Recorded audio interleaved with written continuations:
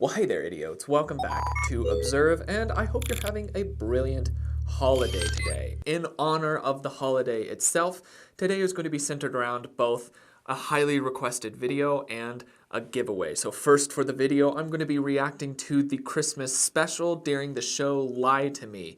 This is a Season 2, Episode 8 special centered around Christmas time itself. I felt it was appropriate, and since many of you have asked a lot of questions about this show, I figured I might as well do another video on it. I've already done one more in the past, so if you would like to be able to go and see that, go and search through the playlist again.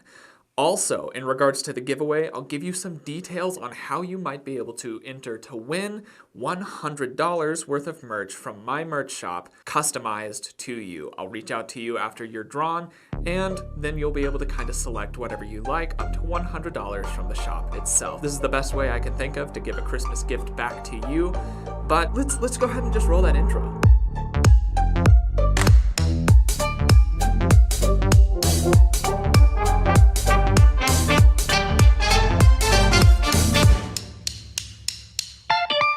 Alright, for those of you who don't know what the show Lie to Me is, I heavily suggest you go and watch it. However, it's pretty limited on its availability. I had to find it on YouTube, and I just had to buy all 3 seasons. So that's the best way that you can do that, or you can buy individual episodes if you like. But if you enjoy this style of content that you see here on Observe, you will enjoy the show Lie to Me. A little bit of the history of Lie to Me itself, it's centered around the real-life researcher and scientist Dr. Paul Ekman and his study in the realm of nonverbal communication. Dr. Paul Ekman is a huge influencer here on the channel, and you can see multiple of his books up there on the shelf behind me. I have relied on his research often and have used it as a springing board for my own research as well. So in this show, Cal Lightman is based off of Dr. Paul Ekman, and he has been shipped overseas in order to provide a nonverbal read for the US military.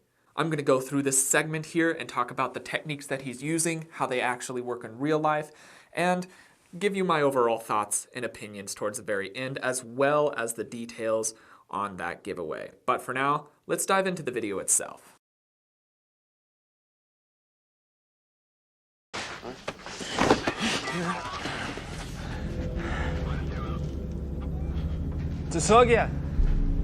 You believe in Santa Claus? Okay, right off the bat, I'm gonna go ahead and talk about the technique that Cal is using in this area. So he's using a shock question right off the bat to be able to unsettle the person to whom he's speaking. This person was taken prisoner, so he's used to a certain flow of questioning that would show up regularly in an interrogation sort of situation like this. So when Cal asks the question, do you believe in Santa Claus, it unsettles him and makes his nonverbal communication more likely to be accurate. This is something that I'm not able to do often here on the channel because I am reacting and analyzing a set footage. I can't ask any questions, I can't push where I would like to. That's all extremely limited. However, when you have full reign like Cal does here, it enables you to be able to do some techniques that help open the efficiency of the read itself. Up.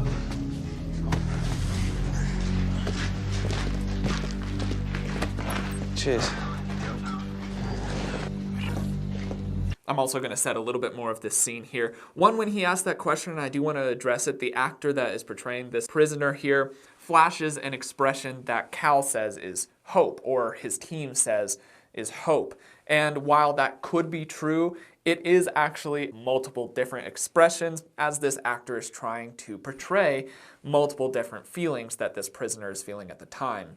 That is pain, frustration, anguish, but when you see this more neutral expression slip in that you see here, they're calling this hope. That could be seen as hope, so it's fairly accurate, but it's not the clean-cut expression of hope. Hope looks like different things to many people, so what I would actually term this as would be surprise, disbelief, and possibly a little bit of relief as well.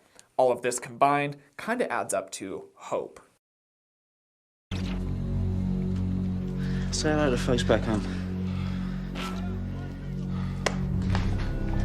I'm serious.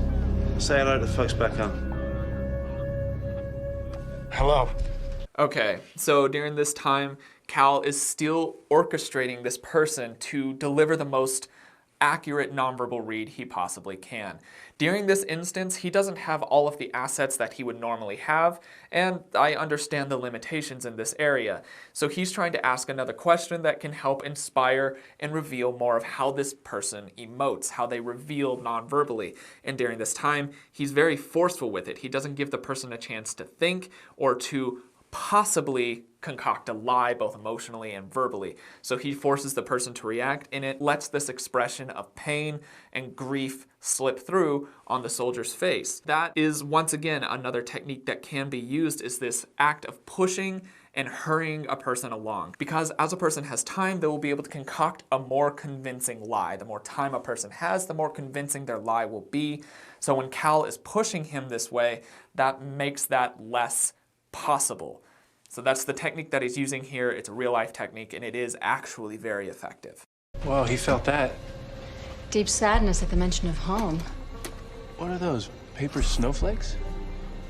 When Lightman asked him if he believed in Santa Claus, I saw a flash of hope. Once again, there's that reference to the flash of hope.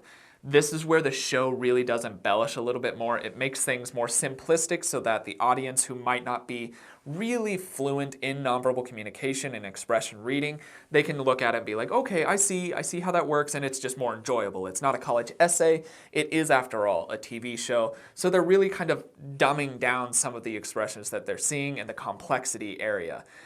It's still an excellent show. Let's keep watching. Where's home for you, Franco? What? Where's home for you, Franco? 1276 Bayview, Baltimore, Maryland.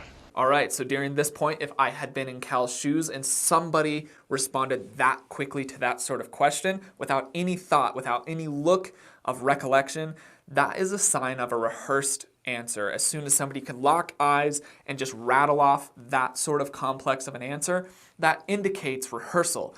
That could be a sign of a lie. So if I were in his shoes, this would be an immediate red flag for me. I would keep my eye on that, so to speak, throughout the rest of the read and the interrogation that I would be performing, so that I can see if anything else doesn't line up. Also, since we do know that that could be a lie, we can use the body language centered around that little cluster to hopefully detect other lies in the future. Left out a street address like he memorized it by heart. I live with my aunt. Aunt Wendy. I'm sorry? Wendy Perryman. My aunt. Is that supposed to mean something to me, or what? My aunt. But if you... Keep saying my aunt. I don't know why in this situation. It's been so long since I've actually seen this show. However, what the actor's nonverbal communication is displaying, it's odd that he's verbally repeating, but during that time he's also getting frustrated, and those expressions and micro-expressions are spilling across his face, showing his frustration and anger with Cal not picking up on whatever hint he's trying to drop here. Oh. Bayview Avenue, Bayview Terrace, Boulevard, Street, what? So what Cal's doing at this moment is he's pushing for details in an already rehearsed story. So this person rattled off this address very quickly as if it had been rehearsed, which could indicate a lie. So Cal's picked up on that, and he wants to see how much he can push that. Are there any breaking points in that specific little possible lie? So when he's asking, is it an avenue? Is it a street? Is it a boulevard? What are we talking about here? He's trying to force this person to slip up. Is it? Avenue. It just seemed, I'm pretty sure about every other detail except for that one small... So during that time, he didn't answer nearly as quickly. The prisoner didn't answer nearly as quickly, and he does this flash of frustration and perhaps a little bit of uncertainty with the lip compression in there, and he says, avenue. And it's not as certain or as rehearsed as before. So as a nonverbal analyst looking at that situation, this is another red flag. Now it's more of a certainty that the rehearsed answer before was a lie and not just memorized, because there's this detail that should also be clearly remembered and isn't remembered. So now Cal is seeing this as a quite possible lie, and he wants to make note of that. thing, so... Bayview Road, Baltimore. All right, and then so his team is able to, through remote connection, go ahead and search that to kind of fact check it, and they find out, yeah, this isn't the truth. It's road. There's a lie here. He's not actually super certain as to what he's saying. It's been memorized. And that's kind of the benefit of having a team, and that's why I'm working on figuring out how I can expand the team here on Observe as well, because I would like to be able to see this sort of work done more in real life, and perhaps with a little bit more realistic science behind it than just the movie adaptation. And the natives pronounce it all. You know, I'm not buying much, if any, of the whole aid worker Aunt Wendy story. I mean, why lie about your Aunt Wendy unless it's part of some cover-up, some... what is it? CIA? Yeah. Oh. All right, so during that time, he mentioned CIA, and the person does a dry swallow, and then he flashes a little tiny flash of a grimace or perhaps a contempt expression, disgust expression. It's defined by the moving of the corners of the mouth upwards, and this can be lopsided in contempt or in disgust or anger. It's that group, that cluster of emotions that he kind of draws out from this person by this line of questioning. If you notice, Cal is not being gentle with his questioning. He's being very upfront and very abrasive because he doesn't want the person to feel comfortable enough to be able to lie well. He wants them to be uncomfortable emotionally and possibly even a little bit physically, as he's very close in his bubble, to be able to make it to where his brain can't process enough to create a convincing lie. That's what's happening here. Those are those techniques that he's using, and they're very effective techniques in real life. If you want to be able to get the truth out of somebody, invade their personal space a little bit when asking very, very straightforward questions. It makes it to where it interrupts their psychological processing, and they're more likely to slip up if they try to lie. Oh, that struck a nerve. All right, moving on. How do you know where the Taliban are holding the nuclear Marines? Why give up that information? Because I'm an American. Not like you. On the expression of the soldier's face here, he does this pursed lip expression, also combined with a head tilt and a compression of his lips as well. This is all a sign of withheld negative feelings, coupled with some other emotions in there that kind of gives you this vibe of him having a little bit of attitude towards Cal. And if I were in Cal's shoes, this would just add to my repertoire of nonverbal understanding of the person I'm talking to. Ex-CIA, rogue lunatic. I mean, whatever it is, any idiot can see that you've grown some deep hatred of all things Uncle Sam. You know, I think we can pause here and we can see the expression of contempt on the actor's face again, who is representing his hatred of the American government. And Cal is once again being very abrasive with his questioning. This is intentional, this is unsettling for the person themselves, making it more likely that their nonverbal communication will shine through authentically rather than a chance for the person to concoct some deceit. You know, I think you're just a traitor trying to save his own skin. What's your talent? Once again, a very large expression of discomfort from the soldier themselves. This could be because of the physical state of everything. If they're a prisoner of war, it's pretty uncomfortable, but it's also a sign of emotional discomfort as well. Man named Franco. This close to the border with Pakistan, the Taliban never moves more than 10 miles with prisoners in the first 48 hours. All right, so I'm going to speak a little bit about the body language of aggression that is being shown from the prisoner or the soldier. He stands up, and this is where Cal wanted him to be. He wanted to break through that shell. So when he gets to this point, the soldier stands up and invades Cal's personal space, and he's doing some aggressive moves with his chin, with the elevation of the chin, showing the neck, showing I'm not afraid of you, and I'm angry. These are all common things, but it's a genuine reaction that Cal's pushing for. This can happen in real life as well. This is exactly what the body language analyst, aka Cal, is going for in this specific scenario. And only at night. The place I told these soldiers about? It's the safest place to hide, that close to where the Marines were captured. So they're about to talk about something that I bring up here constantly on the channel, is they're going to talk about his verbiage. He's very confident in part of it. You can see that through his body language, like I said, with all those aggressive, confident displays.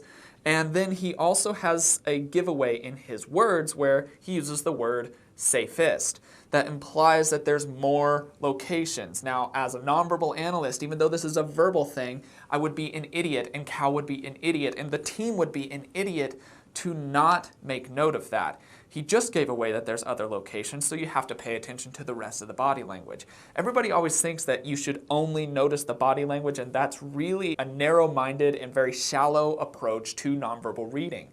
To only address the body language is pretty limiting. I try to do it on episodes of Faces so that you can see what body language itself really does show, but in real life, if that's all you're watching, it's a very, very limiting practice. You have to observe and keep in mind more things than just the body language. That includes the words they're saying and how they say them. That includes tone, timbre, and the projection of the voice as well. He said the first half of that with extreme confidence because it's probably true, but he used the word safest, inferring that the Taliban have more than one place they hide out. Where else might the Taliban be hiding? Nowhere. So he does a lip compression here, which is a sign of biting back information or biting back emotions, and then he raises both shoulders and says nowhere, but his head is congruent. That's excellent. His head is synchronized with his words nowhere, but the other two are the red flag, and that would be a lack of sincerity or a lack of confidence in the things that are being said. So I, as a nonverbal analyst, if I saw somebody doing that, I would be all but positive that he's lying in that instance. That's a very strong indicator of a lack of sincerity or confidence in what was being said. Cal picks up on the same thing, and it's called out here as well. Your shoulder begs to differ. All call signs, stand by for go.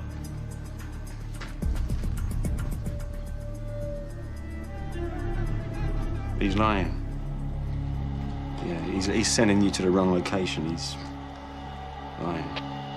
So Cal's saying this, and he's saying it very confidently because it's just so much more cool to watch on television when the hero is super, super confident. But here in a second, he's going to say something that's extremely important, but isn't really emphasized throughout the rest of the show because it really doesn't lend to this very ostentatious viewability that the show kind of needs to sell this science to the general public. It can be a very dry science, so they're working hard to find a way to make it more interesting for just the general public, and that's by selling it as more guaranteed than it is. However, he's about to address something important here. Charlie 1, over target area now. You're sure he's lying? Yeah. No. Well, 70%. Yeah, at best he's sending you to an empty compound. At worst, it's an ambush, right? Sit down. So he says it. He says 70%, and that's because the truth is about nonverbal communication, it's 70 to 80% accurate on the better side of things. Sometimes you could get a little bit better than that, and sometimes you're going to get a little bit worse than that, but that's the average good side of body language, is it's going to hit about 70 to 80% accuracy. And Cal brings that up here, and it's something that I try to bring up here on the channel a lot as well, is that if anybody's selling the fact that they know something for certain, they're wrong, they're lying, they can't. There has to be more than just the body language because it has that margin, 30 to 20% margin for error. And that's just how the science itself works because we still don't understand the human brain and mind enough to understand what its physical representations are telling us. If you can't understand the mind and brain completely, there's no way that you can understand the nonverbal communication completely either. Sit down. 70%. Well, it's not exact science. If it was, you'd have Bin Laden by now, wouldn't you? Hey? 0 Charlie 1, do you copy? Over. Abort! Do it, Mo, now! Abort. Say again, abort mission. You better be right, Dr. Lightman. Abort mission. Copy.